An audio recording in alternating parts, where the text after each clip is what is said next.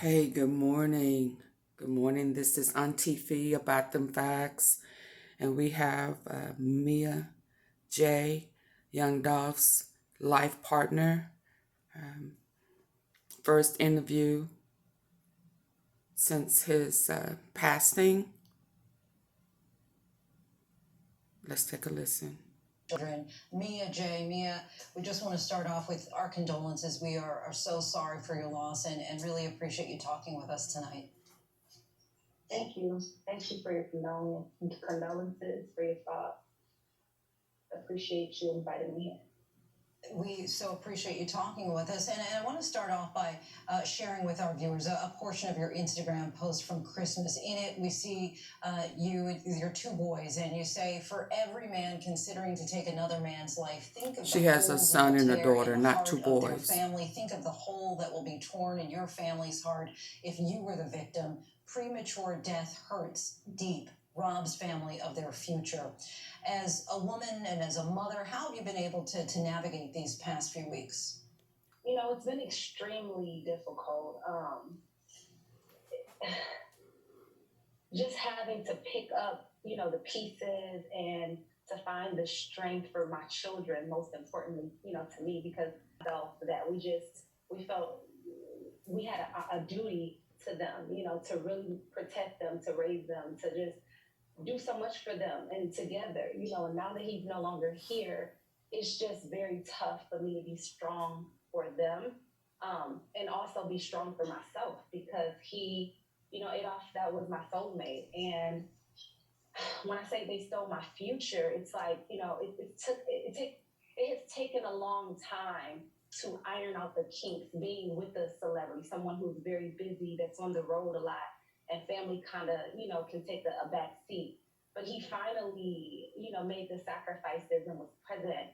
And we were doing things like, planning our wedding, having a surprise wedding to celebrate with our family and our friends. And after being with him almost a decade and getting to that point where we can submit our love, celebrate our love story with the people that we love most, our children, that's been taken from me. And to find strength in it all is very, very difficult for me.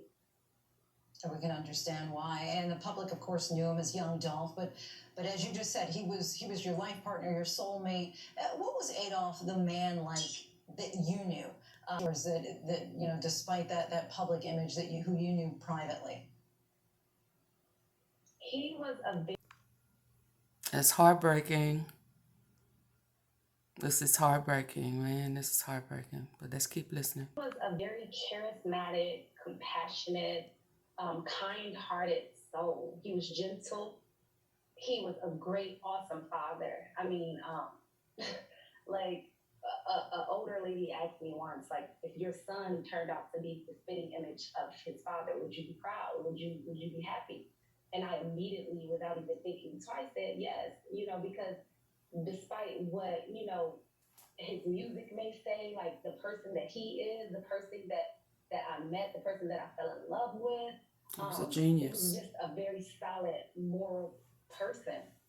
And just months before Young Dolph was killed, you started a campaign called Black Men Deserve to Grow Old, which you created it in honor of your brother.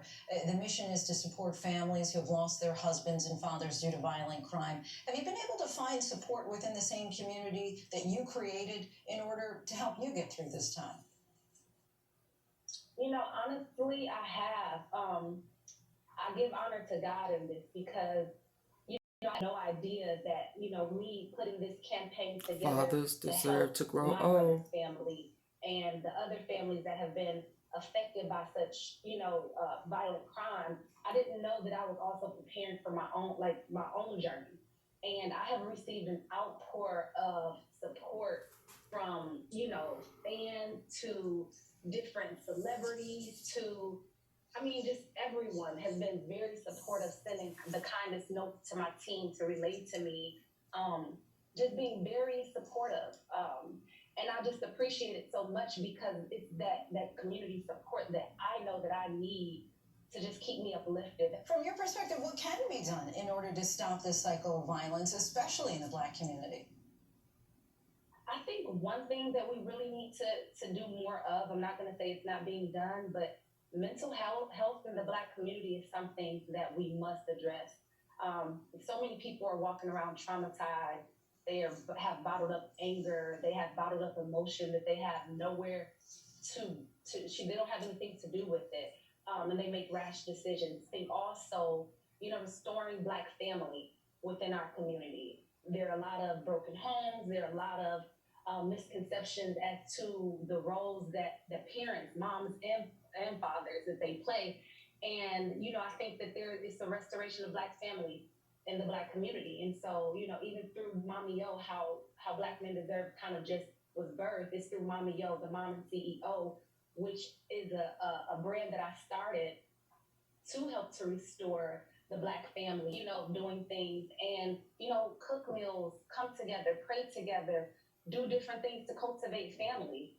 Mommy CEO, certainly a lot of mothers out there can relate to that feeling that they are already in that role and beyond. And lastly, I'm just curious if you have a favorite song of his, and if so, would you mind sharing what it is and why it's your favorite? I actually have two, and they're both my favorite because I call them my song. I feel like, he was speaking to me, he was speaking about me. And the first would be Forever, featuring T.I. And the second would be You Got It. It's Vito featuring